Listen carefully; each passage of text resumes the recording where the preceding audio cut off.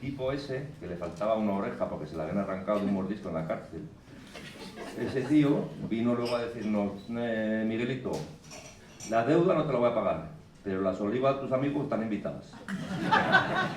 Entonces, Miguelito no era muy importante en esta vida, pero pasaban cosas muy raras. Es que pasemos de guardaespaldas, cosa que también... Sí, nosotros de guardaespaldas, no es que seamos precisamente el tipo habitual de los guardaespaldas, ni Enrique ni yo, pero efectivamente nos llevaba ahí como si gracias a nuestra presencia intimidatoria pudiera llegar a cobrar el alquiler de esa nave, ¿no?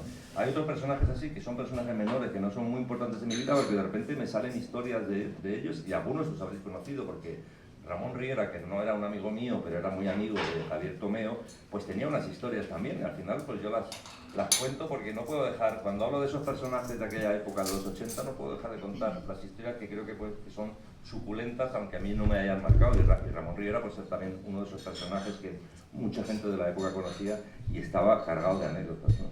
Y entre otras cosas tenía ese libro famoso. Él era como que vivía de sablear, era como de la gran tradición de los sablistas antiguos, esos que salen en la colmena de Cela y tal, ¿no? Y entonces escribió un libro que era una zoología fantástica, y el animal favorito era cobra, la cobra. Decía, cobra, animal que deseas cuyo nombre se mencione al momento de pagar. Que alguien llegue y diga, cobra, ¿no? y también de él me salieron como muchas anécdotas, entre otras cuando lo desahuciaron de su casa, porque no habían pagado los gastos de comunidad durante meses, años, y llegó un abogado espabilado y le dijo a la madre, que era una mujer nonagenaria, y le dijo, no se preocupe, no la vamos a echar nunca de aquí, usted simplemente fírmeme aquí, y seguirán viviendo mientras usted viva. Claro, le estaba quedando con el piso mientras vivía la madre, que murió al cabo de 2 meses, y Ramoncito, que le llamaba Tomeo, se tuvo que ir a vivir a casa de no sé quién y a comer en los comedores sociales, pero entonces él, que siempre se había quejado de todo, de repente fue el hombre más feliz de la vida, porque era el hombre que mejor comía en los comedores sociales. Era el que te decía, mira, detrás del ayuntamiento hay un sitio que los miércoles dan un cocido buenísimo. Los martes, en cambio, hay que ir a un sitio que está en la calle Montaner, y ahí se come de maravilla. Y cada día ya sabía dónde comer. Podría hacer una guía gastronómica al revés, o sea, para pobres, de cómo comer gratis en centros sociales de estos, en comedores sociales, y se había convertido en un gran experto. Y personajes así de repente pueblan la memoria de alguien, ¿no? Porque dices, es que empiezas a recordar gente y te salen estos que, aunque no fueron importantes en tu vida, te dan material narrativo. Pero evidentemente de los que más hablo son de las personas que más me han influido, los que más han intervenido en mi vida, de los que más Goya me han dejado, y por supuesto entre los escritores pues a los que más tiempo, a los que más páginas dedico, pues es Enrique, que fue mi primer amigo del mundo literario, Bernardo, que fue inmediatamente después amigo, Cristina, Javier Marías, con el que tuve una amistad bastante breve, y alguno más, bueno, Javier Tomeo, que también es otra fuente de anécdotas bastante suculentas, ¿no? Y luego ya pues otros que iban pasando, que tampoco eran tan importantes en mi vida, pero que también aportaban sus anécdotas o sus experiencias, ¿no? Bueno, como autor de Carreteras Secundarias, hemos empezado hablando de los secundarios de la novela, y te habías quedado en el Palmar de Troya, porque en realidad la visita nocturna a las 3 de la madrugada en el Palmar de Troya se las trae, ¿no? ¿O no? Bueno, todo se los trajo en ese viaje, porque realmente fue un viaje bastante disparatado, porque al día siguiente era la huelga general, la primera huelga general que hubo en España, la democracia, y yo, como nunca he sabido nada de sindicalismo y esas cosas, pues yo daba por supuesto que una huelga general eran 4 manifestaciones y para de contar. Y entonces se me ocurrió salir de casa, de la casa de Miguelito, donde estábamos alojados, Enrique y yo, sin llaves, pensando, bueno, voy a ver las manifestaciones y me vuelvo dentro de un ratillo, ¿no? Y resulta que, bueno, no es que fueran manifestaciones, es que estaba Sevilla completamente paralizada, y entonces al cabo de un rato digo, bueno, ya me vuelvo, porque evidentemente este día pues habrá que pasar en casa tranquilamente. Y llamo al timbre, nadie me abre, digo, ¿qué ha pasado? Estos dos se han ido ya, en este ratito que... Y me vuelvo a marchar, y vuelvo a dar vueltas, ya llega un momento en que tengo hambre, me meto en el único sitio que está abierto, que era el Corte Inglés de Sevilla, donde me insultaban, ¿no? Los piquetes que había fuera. ¿Se había formado un corro? Sí, claro, yo les pasaba ahí en medio porque... Y pasar por ahí era pasar un Calvario. Entrar al Corte Inglés era como desafiar a los manifestantes. Pero Miguelito... Yo que tengo que... Creo que esto no aparece en el libro, pero Miguelito sí vio, y me lo pasó a mí, que entró una mujer y le dijeron de todo, y de repente se giró a todos y dice: ¡soy puta! ¿Qué pasa? Todo el mundo, todos los budistas aplaudieron. Bueno, al final conseguí volver a casa porque de repente, una de las muchas veces que llamé, alguien me abrió. Quizá yo, pero eran las 8 de la noche ya. Bueno, no sé quién fue porque tú estabas en la cama y Miguel estaba en una bañera dándose un baño de espuma rodeado de pancartas de las manifestaciones que había ido coleccionando, de la CNT, de la UGT, de comisiones obreras. El anarquista, que era la que le gustaba más la ropa. Sí, que le costó muchísimo, ¿eh? Y estaba ahí con el baño de espuma diciendo: mira, mira, Pisón, mira cuántas banderas he conseguido coleccionar. Iba a todas las manifestaciones solo para pedirle que le dieran las pancartas y las banderas, ¿no? Y entonces, y yo ya enfadado, digo: Enrique, he llamado no sé cuántas veces, no me has llevado todo el día aquí. Y dice: ah, no, yo solo he oído helicópteros. O sea, el timbre de abajo sonaba igual que los helicópteros y Enrique nunca pensó que ese helicóptero que veía era Son, desesperado, estaba meando. Miraste con una cara de odio inolvidable. Sí, ha sido la vez que te mira, la única vez que te miró con odio. Pero más a Miguel, que estaba en la bañera. Hombre, que lo suyo ya una felicidad asombrosa. Sí. Aparte que yo estaba muy preocupado por vosotros, porque en mis paseos por Sevilla, desesperado, además llevaba el libro La vida, instrucciones de uso, que pesa mucho. O sea, que el día yo desarrollé musculatura en el brazo. Pues en mis paseos por Sevilla vi el coche de Miguelito aparcado delante del Hotel Alfonso, y entonces vi que tenía un bollo. Y entonces yo pensaba: claro, ya sé lo que les ha ocurrido. Han salido, han cogido un coche, han tenido un pequeño incidente con el coche, han tenido que aparcar aquí y ahora deben estar en el hospital los dos, o de saber, ¿no? Empecé a llamar al hospital, empecé a llamar a comisarías, preguntar: Miguel Sánchez o don Enrique Vilamatas, ¿no tienen ahí a nadie ingresado y tal? No han dado parte de nadie con ese nombre y tal. Y yo preocupadísimo por vosotros, mientras uno se daba un baño de espuma y el otro dormía acunado por el rum rum de los helicópteros. Bueno, la primera parte del libro, que por otra parte es una pieza, no voy a decir obra maestra, pero me pareció buenísima en cuanto a calidad literaria total, es la que concierne al niño Pisón en Logroño y al adolescente que vive en Zaragoza, y toda la descripción de la familia, antepasados, los personajes. Describe increíblemente bien a Ignacio, algo que, por ejemplo, no tengo ni idea de hacer yo, pero es que además a mí me ha entrado un complejo después del libro de que me mire, porque yo sé que cualquier cosa la registre y la describe. Y está muy bien descritos todos los personajes de la historia de Zaragoza. Nace en Zaragoza porque vivía en el Logroño, padre militar, que murió a los 10 años. Y todo, a los 10 años, a los 9 años. Sí, claro. ya está. Bueno, en todo caso, la historia de la investigación sobre el padre militar, porque fuiste a los archivos militares y todo esto, es muy... Bueno, es que eso... Es el comienzo, que me parece un comienzo ya rotundo para el libro. Porque al mismo tiempo, igual que en Los Castillos de Fuego, tu anterior libro, inicias aquella larga historia con el entierro de Primo de Rivera, y que es un imponente comienzo para el libro. Aquí también es muy imponente la figura del padre, lo que averiguas, muy interesantes, muy bien elegido este comienzo, ¿no? Bueno, es que cuando mi madre muere en el 2018, de repente algo empieza a removérseme en la cabeza, que yo creo que nos pasa a todos cuando ya desaparece una persona tan importante que forma parte de una generación que ya desaparece con ella, porque ella era al mismo tiempo el enlace con toda esa gente, con todo ese pasado. Y yo creo que eso es el momento en que empiezo a pensar en escribir algo sobre mi pasado, en escribir algo sobre mi infancia, en escribir algo sobre mis padres. Y de hecho el viaje que hice a Segovia fue muy pocos meses después, y era de repente sentí curiosidad por una figura que había sido muy importante en mi infancia y que había dejado pues un vacío muy grande, porque cuando se te muere el padre cuando tiene 9 años, pues eso es un hueco que queda muy intenso y doloroso para tu adolescencia, ¿no? Para la etapa tuya de formación. Y realmente cuando voy a Segovia yo no sé qué me voy a encontrar, porque mi padre era militar franquista en el sentido estricto de que empezó a ser militar cuando ya Franco había ganado la guerra, es de la primera promoción posterior al 39, y muere en el año 70, por lo tanto muere cuando todavía faltan 5 años de régimen franquista. Y yo siempre tenía la idea de que mi padre era un hombre manso, tranquilo, bonachón, Y digo, pero a lo mejor no era así cuando era joven, a lo mejor de joven tuvo que intervenir en alguna cosa de esas de las que te avergüenzas, yo que sé, un consejo de guerra donde se haya condenado a muerte a alguien, o en la lucha contra el maquis, que existió hasta los años 50. Y yo tenía un poco de miedo de ver qué es lo que me iba a encontrar, pero por suerte, cuando creé ya la hoja de servicios ahí en Segovia y vi que su vida había sido la de un militar de oficina, es decir, un militar que ha ido ascendiendo simplemente por veteranía, es decir, por antigüedad, y que lo más grave que le había podido ocurrir en su carrera militar era que una vez le habían robado una pistola, que esa es una historia que luego supe, ¿no? Y que se convirtió en una especie de historia de miedo en mi familia, ¿no? Porque además llegó a comprarse una pistola, ¿no?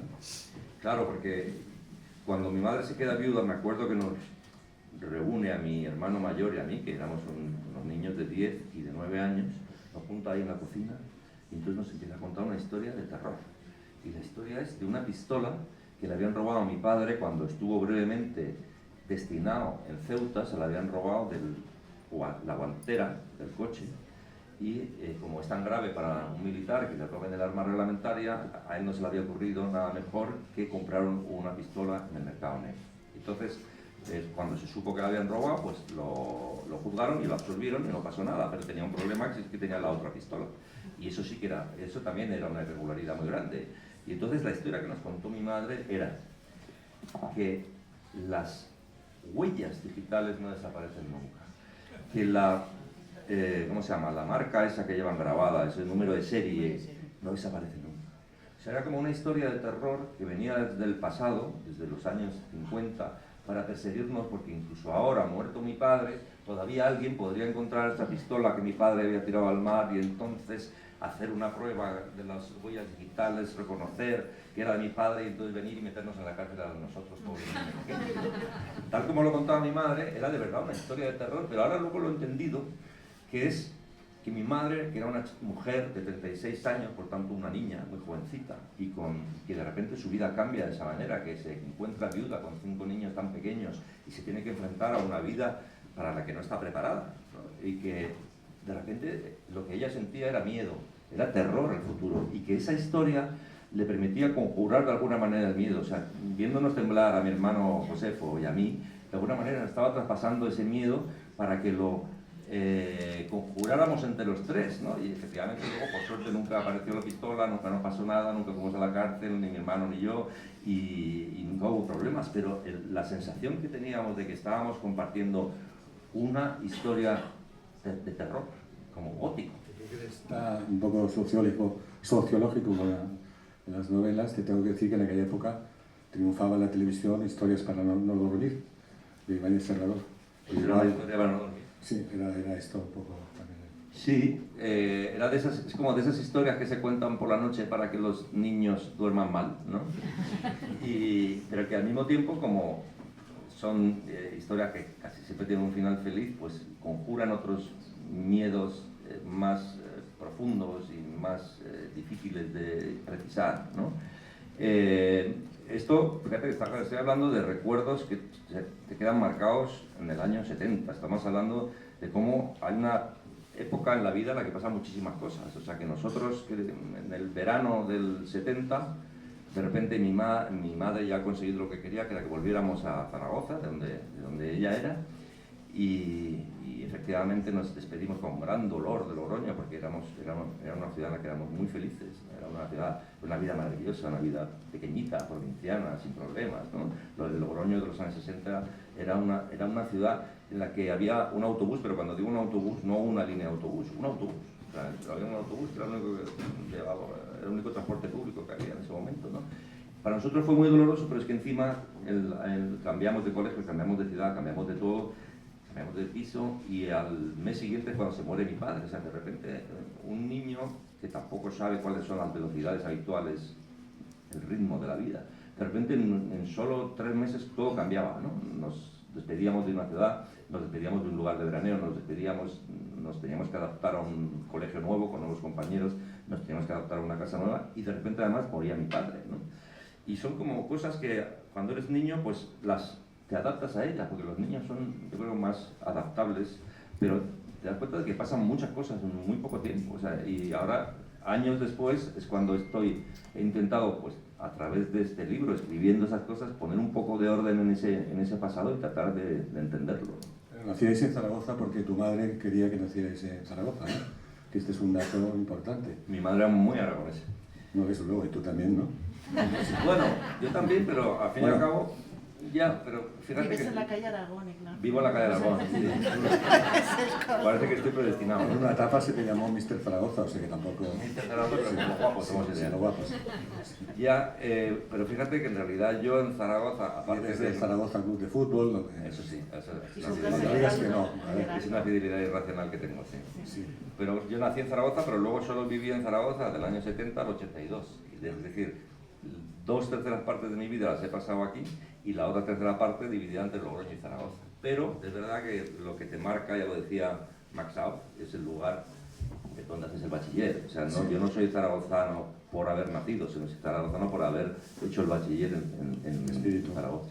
También me llama la atención en Logroño, de todos modos, que viste a Azcona. No, Azcona lo vi después. Ah, después lo viste. Azcona había visto a mi Porque abuelo. Azcona vivía en Logroño, ¿no? Sí. Claro, Azcona era de Logroño y pasó toda su juventud en Logroño hasta que ya se fue a Madrid a intentar salir adelante en el mundo de la literatura y empezó a trabajar en la Codorniz y luego ya guiones y tal. Pero cuando conocí a Azcona en Madrid en los años 90, se acordaba muy bien de mi abuelo, porque en ese Logroño pequeño de su juventud, mi abuelo era un personaje, estas cosas que ocurren en las ciudades pequeñas. Y lo primero que hizo fue ahí, en la calle de Alcalá de Madrid, imitar la manera de andar de mi abuelo. Sí, me impresiona mucho. Era muy raro, de repente mi abuelo había muerto mucho antes de mi nacimiento, entonces ver a alguien como Azcona imitándose a Iba con la cabeza tan grandes zancadas, ¿no? Sí, grandes zancadas y como moviendo la cabeza así, como esos perritos que iban en los coches en la parte de atrás. ¿Sabes? Pues así andaba mi abuelo. Y me llama la atención porque Manuel Vicent describe a Azcona en un artículo diciendo que era un hombre que siempre tocaba de pies a tierra. Sí. Precisamente, era un hombre entero, dice, al igual que Juan Marsé dijo. Sí. 2 hombres enteros, que yo entendí por hombres enteros, quizás de entereza, de gran entereza, pero explicado cuando habla de Azcona, habla de que pisaba de pies a tierra y solo una vez se le ocurrió ser metafísico y mirar las estrellas, iba en bicicleta y cayó al suelo. Y desde entonces, o sea que era entero porque llevaba los zapatos... Yo tuve luego bastante amistad, bueno, bastante, alguna amistad con Azcona, pero me recuerdo ese día además que él había salido de casa con la excusa de comprar una pechuga de pollo. Y llevaba como 6 horas con una pechuga de pollo recorriendo Madrid, en una pechuguita de pollo envuelta en plástico, y con tal excusa iba viendo gente, iba quedando con unos y con otros y tal, y entre otros pues lo conocí, fue cuando lo conocí y me contó todo esto, imitó a mi abuelo pero con una pechuga de pollo. Es que además viendo cuando se dice, es que parece de Berlanga, esto es una película, se suele decir todavía mucho, ¿no? Pero en realidad parece de Azcona, porque era el guionista y es el que creó, en realidad, creo más, con la colaboración también de Berlanga, por supuesto, pero todo este Fíjate que mundo. Los diálogos son increíbles, los de Azcona. Y hablando de Berlanga, pasamos ya con el juego ese que hacía Marsé precisamente de cómo ir de no sé quién a no sé quién. Claro, si hablas de Berlanga, hablas de Bardem. Es que mis padres, el noviazgo, lo vivieron en la época en que Bardem estaba rodando Calle Mayor, que se rodó una parte en Logroño y otra parte en Valencia. Y entonces la parte de Logroño, mis padres, al menos mi madre tenía recuerdos de haber visto el equipo de rodaje en una zona que hay en Logroño que se llama Portales, delante de la Catedral, de la Redonda, y de haber visto ahí rodar escenas de esa película. Claro, es una película sobre la vida en provincias.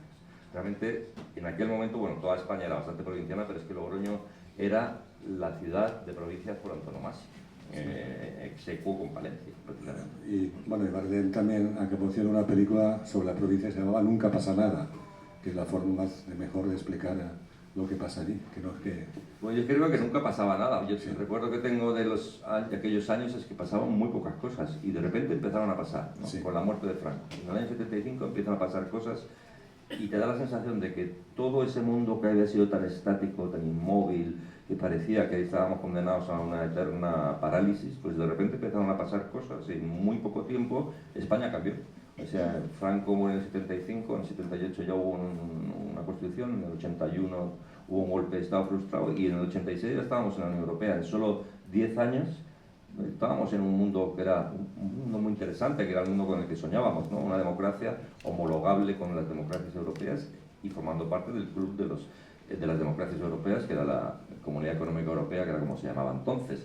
O sea, realmente también la generación mía, lo que llaman los boomers, pues fuimos testigos de los grandes cambios que se produjeron en España, que forjaron digamos, un marco de convivencia en el que todavía estamos. O sea, que de 40 y tantos años después seguimos viviendo en una España que se diseñó entonces, ¿no?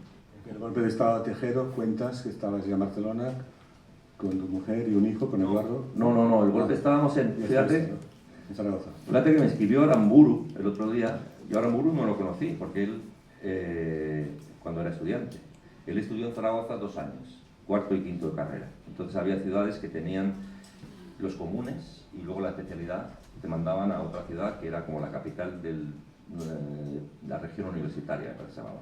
Y entonces la capital que le correspondía para terminar la carrera, Aramburu, era Zaragoza. Entonces Aramburu hizo cuarto y quinto, debió hacerlos un año más tarde que yo, no coincidimos en el curso. Pero entonces me contó que la cantidad de veces que nos debimos cruzar, porque dices que yo también, cuando el golpe de Estado del 23F, esa tarde yo también estaba en la biblioteca del Departamento de Literatura de la Facultad de Filosofía y Letras de Zaragoza. O sea, en el momento que nos enteramos de la noticia, que vino a darnos un catedrático de allá y dijo, chicos, no pasa nada, pero iros todos a casa y tal. Pues él recibió la noticia del mismo modo que yo, en el mismo momento, y todos nos fuimos a casa, ¿no? Y es curioso porque, claro, los recuerdos de uno arrastran recuerdos de otras personas por coincidencias, como en este caso, o por analogías, por proximidades, porque somos muchos en esta generación y hemos vivido muchos episodios y acontecimientos comunes, ¿no? Y volvamos atrás un momento. En el libro creo que vuelves atrás una vez solo, porque al ser cronológico hay una frase que dices, volvamos atrás 3 años, que es insólita dentro del cronologismo absoluto que llevas, ¿no? No sé si es tu abuelo paterno o materno, que se llamaba, el que escribió Azcona, creo que es Martínez de Pisón. ¿Es así? Sí. Tremendo. Bueno, así hemos salido, la endogamia es lo que tiene. Los borbones y los pisones. La hemofilia corre en nuestra sangre. Demasiado largo el apellido para... Sí. Pisón y Pisón. Ya, podría poner Martínez Pisón al cuadrado o algo así. Y describes el mundo de Zaragoza, muy interesante todo el retrato que haces de los personajes que tanto conozco. Muy importante ahí Luis Alegre, La Bordeta, por ejemplo, ¿no? Félix Romeo, que es muy emotivo, está hacia el final, en uno de los capítulos mejores, sin duda, porque resalta por la emoción, ¿no? Y por cómo lo cuentas. Bueno, sobre todo porque Félix, mucho más joven que yo, 8 años más joven que yo, murió muy tempranamente. Es decir, si mueres a la edad que te corresponde, evidentemente dejas un vacío, todo el mundo deja un vacío cuando desaparece. Pero el vacío que deja una persona que muere, como murió él nació en el 68 y murió en el 11, tenía 43 años. Claro, si mueres con 43 años y encima eres una fuerza de la naturaleza, como era él, el vacío que dejas es mucho más grande, ¿no? Y además la historia de Félix es que estaba ya casi organizada narrativamente de forma que no podía dejar de contarla dedicándole todas esas páginas.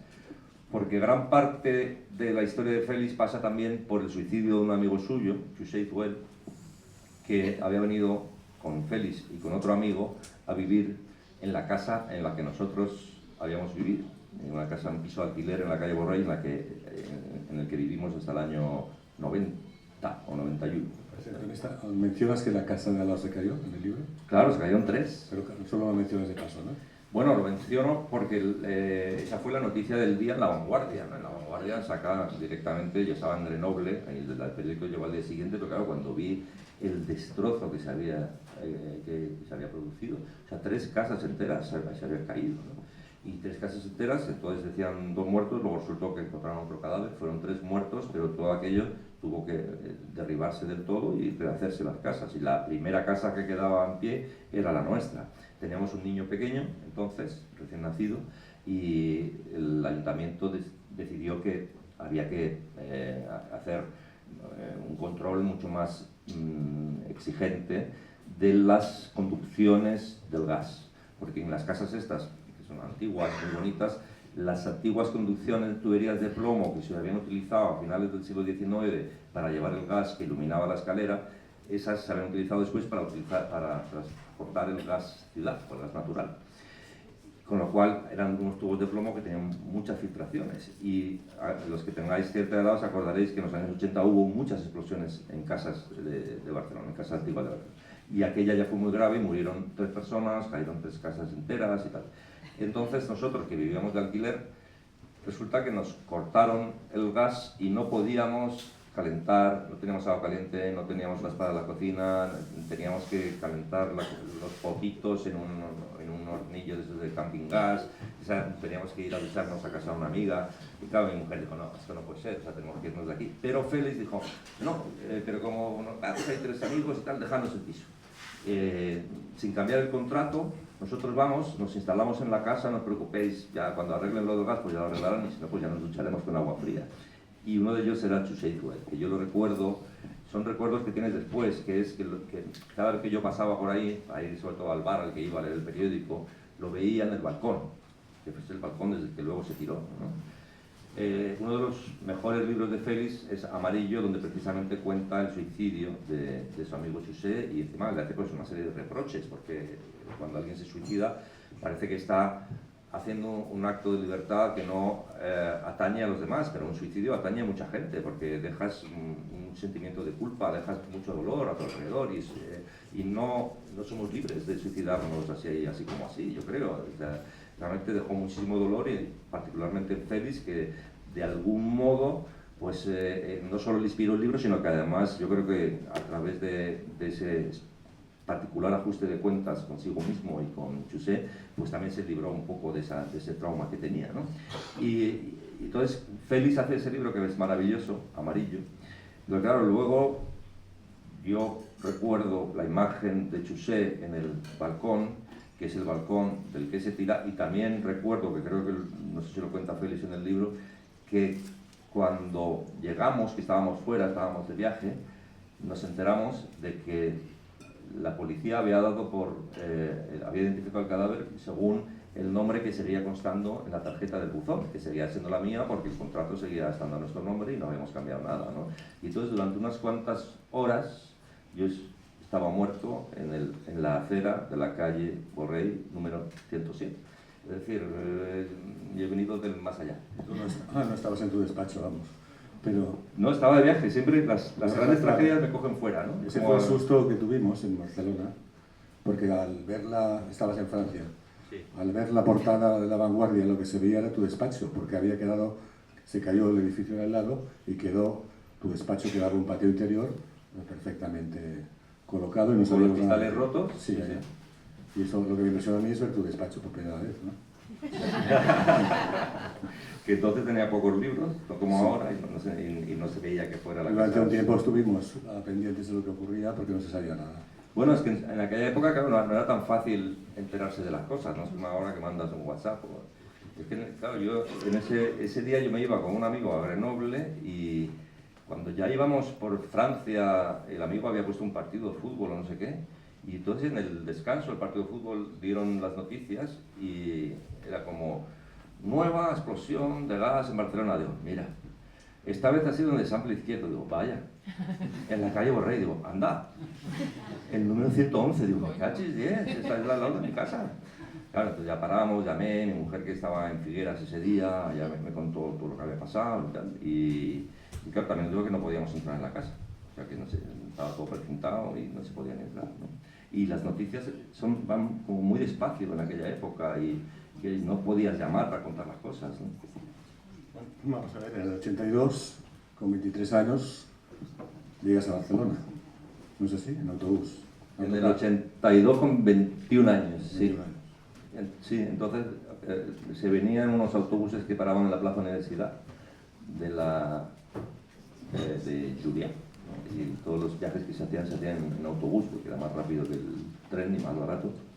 Y recuerdo coger ferrocarriles catalanes, porque me había ido me habían dado la dirección de una pensión cerca de la Plaza Bonanova, y pues esto es como de la ciudad no es para mí, ¿no? Llegas y ves en el metro que pone una estación que pone Bonanova, Y dije, pues eso será, ¿no? Me fui por ferrocarriles de la Generalitat hasta la estación que se llama Bonanova, y resulta que desde esa estación hasta la Plaza Bonanova hay como 2 kilómetros, cuesta arriba. Cuesta arriba, a principios de septiembre, con un calor horroroso, ¿no? Y ahí iba yo con una maleta llena de diccionarios, la máquina de escribir el librete que pesaba un montón. Pero recuerdo aquello como de los días más angustiosos de mi vida, no podía ya más, digo, pero me voy a morir, tengo la camisa empapada de sudor, ¿dónde demonios? ¿Qué hacen estos catalanes que ponen las paradas de metro a 2 kilómetros de la plaza que se llama así? Pero ahí pasa algo que ahora no pasaría, dices en el libro, 20 años después, si hubieras llegado a la ciudad de Barcelona con un manuscrito para que te lo publicaran y hubieras ido a Tusquets y Anagrama, que es lo que hiciste tú, porque viste que estaban cerca un despacho del otro en Sarriá, ¿no? En el barrio Sarriá, y te presentaste con tu manuscrito en las oficinas. Sí. Y esto, digamos que es el sueño de muchos escritores todavía jóvenes, venir a presentarse en las editoriales y entregar y que te digan, hombre, no está nada más, lo publicamos. Esto actualmente, dices tú que esto es ya impensable, ¿no? Bueno, sí. Realmente que un chaval... 20 años después tampoco habría sido posible, ¿no? ¿No te parece? No, yo creo que en ese momento yo mismo no sabía lo que estaba haciendo, es decir, un chaval que se presenta en 2 editoriales con unas fotocopias, ¿no? Y que las entrega diciendo, bueno, pues si les interesa publicarlo. Cuando no sabes cómo funcionan las editoriales, pues haces estas cosas que son muy ingenuas. A ver, ya empiezo un relato tuyo, porque en Anagrama encuentras a la mujer de la limpieza. Bueno, es que en Tusquets, que fue donde fui primero, porque cogí un autobús que me llevaba a la... primero fui a Tusquets, estaba en la calle Iradier. Y también otra cuesta, también, ¿no? Sí, también otra cuesta, pero los manuscritos no pesaban tanto. Y me acuerdo que además me recibió Miriam Tey, que era una editora que algunos conoceréis, una mujer guapísima, altísima, que me hace pasar, me dice, siéntate, ¿quieres tomar una Coca-Cola? ¿Qué nos traes? Unos cuentos, muy bien, nos lo tenemos con mucha atención, muchas gracias, de verdad no quieres una Coca-Cola. Digo, no. Y es verdad que le dijiste que llevabas unos cuentos que porque habías leído a Cristina Fernández Cubas, ¿puede ser? ¿No te acuerdas? No, eso ya se lo dije después a Beatriz. Ah, de acuerdo. Entonces, ya lo siguiente fue ir a Anagrama, que estaba en Padró de la Creu, Peu de la Creu, en un pisito mucho más pequeño que el que luego tuvieron, que ya tampoco están por esa zona. Y sí, pues por la hora que fuera no debía haber nadie, no sé, entonces la que me abrió debió ser la señora Limpieza y me dijo, ¿qué trae usted? Digo, no, unos cuentos, yo qué sé. Preséntese al premio, digo, es que son cuentos, premios de novela, y bueno, pues déjemelos y tal.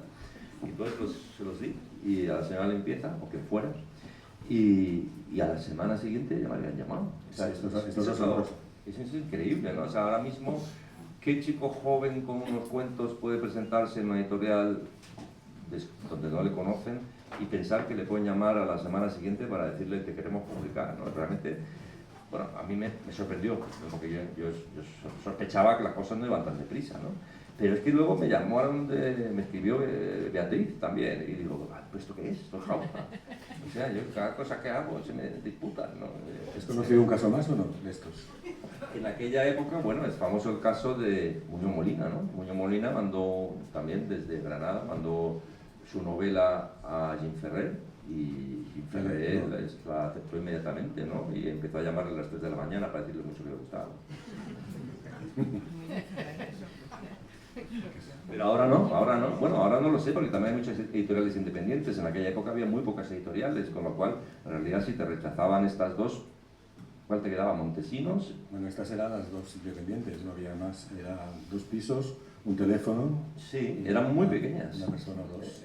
O sea, Anagrama era minúscula. O sea, estaban todos metidos ahí en un pisito pequeño. Luego ya se fueron a otro apartamento más grande y luego incluso ese apartamento lo ampliaron y ya era una editorial como grande. Pero esa primera visita realmente era como que te metías en una casa en el camarote de los hermanos Marx, ¿no? Pero en fin, luego, entonces sí, lo que te voy a contar es, porque esta historia no puede contarse sin aludir al final, que es cuando yo, pues ensoberbecido y muy crecido, de repente digo, hombre, me publica Anagrama y me ofrece Tusquets, o sea, las 2 editoriales con las que un chico joven soñaba entonces le escribí a Beatriz, a quien no conocía, y le dije, estimada Beatriz, me halaga mucho su respuesta favorable y debo decirle que ya me he comprometido con Jorge Ralde, pero que estoy dispuesto a publicar con usted en el futuro alguno de mis próximos libros, ¿no? Y entonces a vuelta de correo me manda una carta que por desgracia no he encontrado, Beatriz, diciendo, señor Pisón, cuando un editor de la categoría de Jorge Herralde admite sus cuentos, usted no puede ir ofreciéndose por ahí. No me dijo como una putita, pero un poco menos. Luego se lo comenté a Beatriz ya años después cuando la conocí y le hizo mucha gracia porque ella misma ni se acordaba de que me había mandado esa carta. Tampoco se acordaba que me había puesto en el primer libro, en Tusquets, mi primer libro, el nombre al revés, porque solo se podía ver el título con un espejo. Claro. Se llamaba el espejo. Había que traerlo a la librería y poner el espejo, y entonces veías el título. Pero Enrique, di lo que dijo Beatriz. Bueno, es que cuando tampoco... le dijiste preocupado. Sí, pues que tampoco, a ver, tampoco... Bueno, que yo estuve muy pesado una noche, que unas 35 veces le dije que por qué no salía mi nombre en la portada. Y al final le digo, te voy a decir una cosa. ¿Para qué quieres que salga tu nombre en la portada si no te conoce nadie?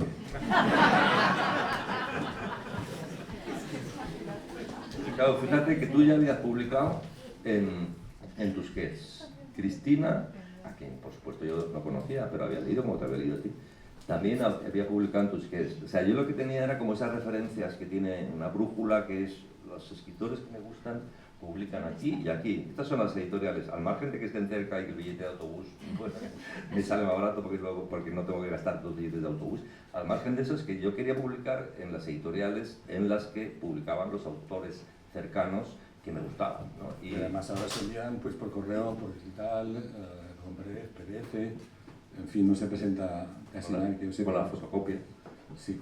Hoy, por cierto, me he enterado por un amigo asturiano de que el premio ese que gané, que fue el de Asturias, el Casino de Mieres, que fue el que me dio valor para presentarme en las editoriales, porque ese premio lo gané en el año 84, pues ya no existe. Y efectivamente miraba en internet y hace como 12 o 13 años, y yo pensaba que era un premio ya histórico, de esos premios pequeños que hay en provincias y que van a seguir toda la vida, como el Ciudad de Barbastro, que lleva 60 años y tal. Pues no, ha desaparecido porque desapareció la institución, desapareció el Casino de Mieres.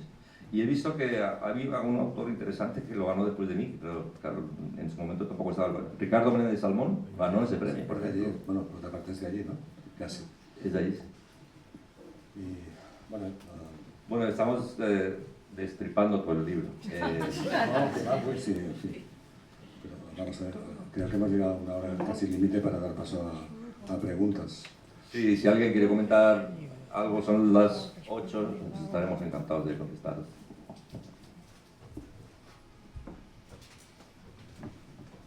Y si no, pues también.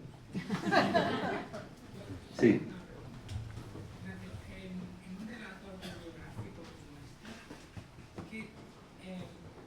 ¿Dónde aparece la parte de ficción? O al menos tú como lo ves. Entiendo que siempre hay una parte. Es que ficción, o sea, precisamente en este libro, a diferencia de mis novelas, que son todas ficción, en este libro no he querido que hubiera ni un gramo de ficción, pero eso es imposible, ¿no? Porque la memoria hace ficción, la memoria cambia el pasado, y tú sin darte cuenta estás inventando cosas. Y esto lo compruebas cuando cotejas tus recuerdos con gente que vivió esos mismos episodios, esas mismas experiencias, ¿no?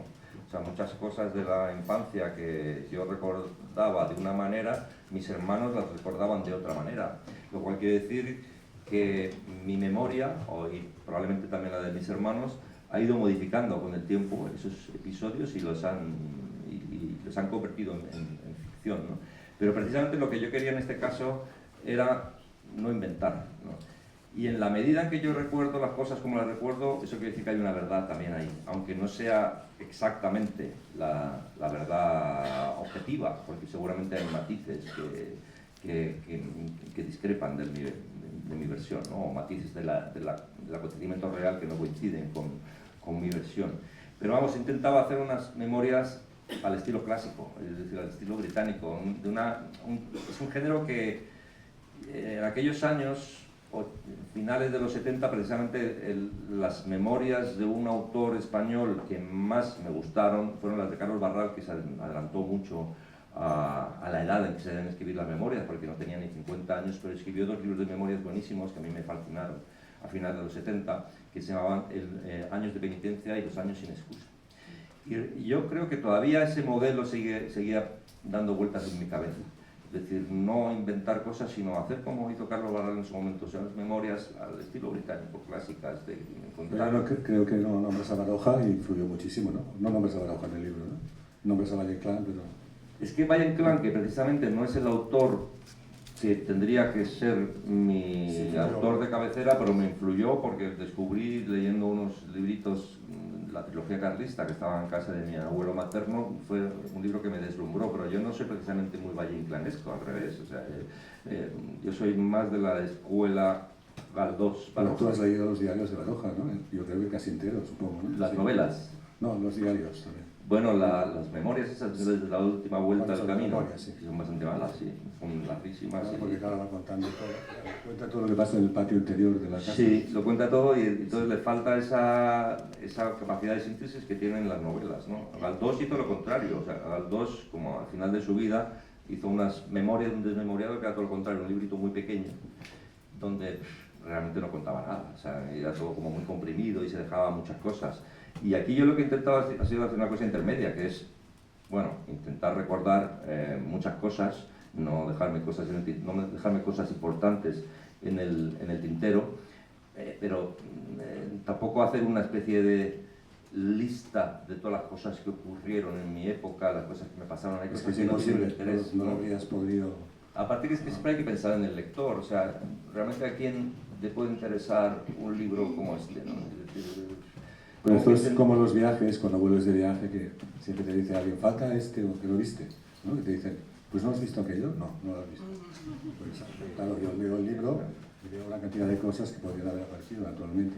Ya, por desgracia, Conozco tu vida. por desgracia, pues hay cosas, o sea, hay personas que no salen, porque no he tenido historias que contar de ellos. Es decir, tengo amigos antiguos de los que no he tenido nada que contar y casi no aparecen. Eso va a ser tremendo, pero cuando hagas Algunos se bajan. Sí, pero cuando hagas la siguiente, que parece que en 5 años harás la segunda parte, Bueno, ahí con la gente que has conocido después vas a tener un verdadero problema y tendrás que... pero es que no sé si habrá una segunda parte, entre otras cosas. Ahí te va a desbordar, claro, los personajes. Es que la vida de un escritor, cuando ya es un escritor, es muy aburrida, ya lo sabes tú. O sea, ¿qué vas a contar? Sí, sí. ¿Que te han invitado a un congreso de escritores? ¿Que has dado un coloquio en Murcia? Bueno, por esto, si uno quiere ir a Murcia y divertirse, yo sé muy bien, ¿eh? Es decir, de todo saco partido porque no cuento que no pasa nada, pero es como ahora que está tan de moda La Resistencia, con el nuevo nombre en televisión, ahí no pasa nada y es un programa buenísimo, ¿no? Por lo tanto... Bueno, ya de momento... y me gusta mucho porque es muy bueno, porque no pasa nada. Ya, pero es que realmente en mi vida, a partir del año 91, es que todo lo que ha pasado ha sido reiterativo. O sea, no ha pasado nada realmente que haya cambiado mi vida. O sea, las cosas que cambiaron mi vida fueron la muerte de mi padre en el año 70 y el hecho de que en el año 90, más o menos, bueno, que en el 84 empezara a publicar y que en el 90 naciera mi primer hijo. Yo lo siento por mi segundo hijo, pero ya es la repetición. Quiero decir que... No, ya, por eso. No, eso es como cuando dicen, no sé qué, Isabelita Pantoja ha sido madre por segunda vez. No. Muy madre por primera vez, ya era madre cuando tuvo el segundo hijo. O sea, es una frase absurda, porque no se puede ser madre por segunda vez, ya lo eras, ¿no? Y entonces, claro, yo lo siento por nuestro segundo hijo, pero es que yo ya era padre, que lo que te cambia es que pasas de ser hijo a ser padre. Tener un hijo más no cambia tu estado. Sería peor si pones una nota a pie de página. Pero vamos, si mi hijo me insiste que haga con mi hijo Diego, porque aquí sale Eduardo, pero mi hijo Diego tiene que haga la continuación porque él también quiere salir. Sí.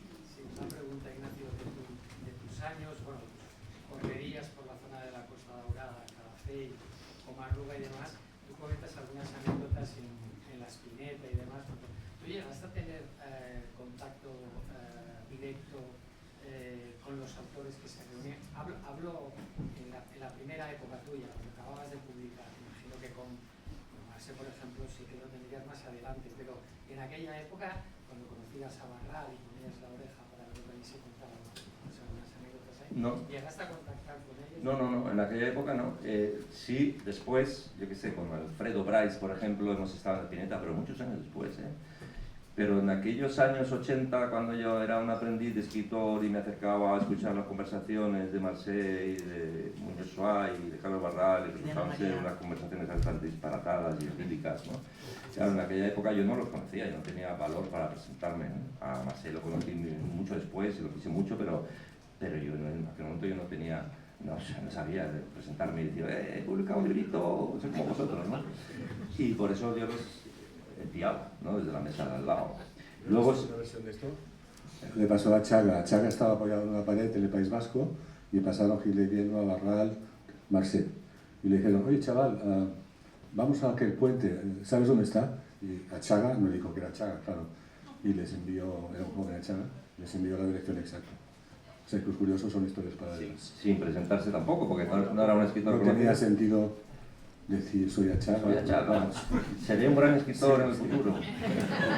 Mi yo del futuro hablará de ti en mis memorias. Es que José Luis también es de la zona del Vendrell y de Comarruga y también ha conocido bien la Pineta. Bueno, dime. Un par de apuntes. Sí. Has nombrado a Valle Inclán y el autor andando por editoriales me resulta un personaje valleinclanesco. No sé si estoy en lo cierto, creo que sí. Bueno. Perdona, y el otro apunte, ser padre más de una vez, si eres hábil a la hora de pedir la pensión de jubilación, la seguridad social. Bueno, si efectos administrativos se admiten, entonces lo admitiremos todos, ¿no? No, Valle Inclán era un gran escritor y al mismo tiempo sabes que era un gran jeta, ¿no? Era un tipo, cuando él llega de Villa García de Arosa a Madrid, él ya tenía preparado lo que entonces se llamaba un momio, que consistía en que tenías un puesto en la administración que no tenías que cubrir nunca y solo tenías que acercarte un día al mes para cobrar. Y luego, cuando tuvo ocasión de publicar sus libros, sabía sacarle dinero a todos, tenía una obsesión por el dinero que en una de las biografías que se ha publicado, una muy buena de Valle Inclán, aparecen ahí porque es un hombre, el biógrafo, ha estudiado los ingresos que tuvo y era un hombre que vendía sus libros incluso en su casa, es decir, en algunos libros de aquella época salía la dirección de Valle Inclán para que fueras a comprar el libro en su casa. Yo ahora no me imagino, ¿no? Y la matas, como si tuvieras un tenderete puesto en el portal de tu casa y fuera la gente a comprarte el libro a ti, ¿no? Y Valle Inclán, claro, hacía cosas muy raras porque, a diferencia de Niels, sí que se consideraba un genio, y tal vez lo era. Y entonces consideraba que el mundo le debía. Y el mundo somos todos. Y el mundo incluye, por ejemplo, pues el gobierno mexicano. Y cuando él escribió Tirano Banderas, pidió, y se le concedió, una renta vitalicia que cobró del gobierno mexicano porque había escrito una novela de tema mexicano y la siguió cobrando hasta el final. Y esa la tuvo Cela en Venezuela también. Camilo José Cela la tuvo por la catira, ¿no? Pero es que luego cuando Azaña, una vez que se acercó a Azaña, Valle Inclán dijo, es que soy pobre, yo no puedo ser pobre, a mí me tienes que dar un buen destino. Y lo mandaron a la escuela, ¿cómo se llama? La Academia de España en Roma. Y se fue, vio aquello, a los pocos meses volvió a Madrid a sus tertulias y tal, pero siguió cobrando, como si siguiera dirigiendo la Academia de España en Roma, ¿no? Y claro, tú cuando ves todas estas miserias de los escritores, dices, vaya, joder, mejor que no escriban las biografías de mí, ya lo escribo yo. Ya escribo yo mi vida para que no venga nadie a mirar. A lo mejor de repente empiezan a mirar cosas en anagrama de archivo y ven que estoy reclamando 350 pesetas de liquidaciones o algo así, ¿no? Y esas miserias prefiero que no se cuenten y por ese caso digo, ya, que no escriba nadie mi vida, ya la escribo yo.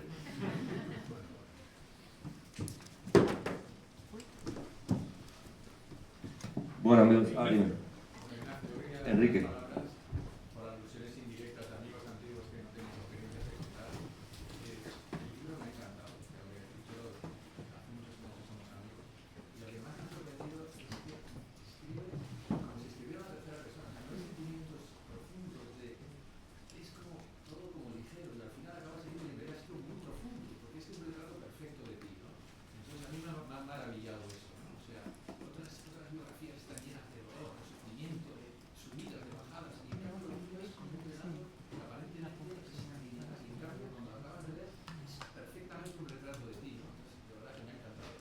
Bueno, Enrique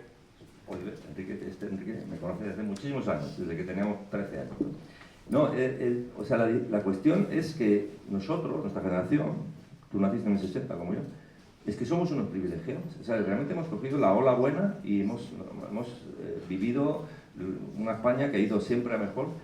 Y claro, tú me dices, por ejemplo, el humor. Es que el humor es un privilegio de las sociedades democráticas y prósperas. Es decir, yo no creo que ahora alguien en Ucrania se sienta con ganas de escribir un libro de humor, ¿no? O vete a saber qué humor sería, ¿no?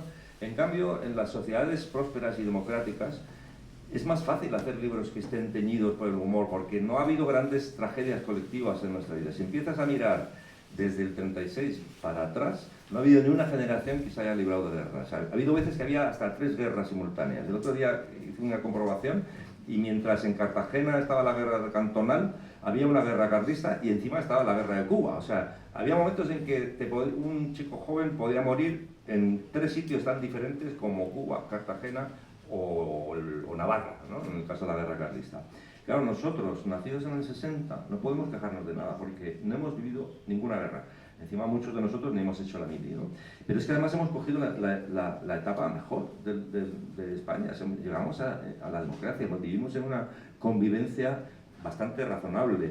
El estado del bienestar que en nuestra infancia no existía, pues ahora existe.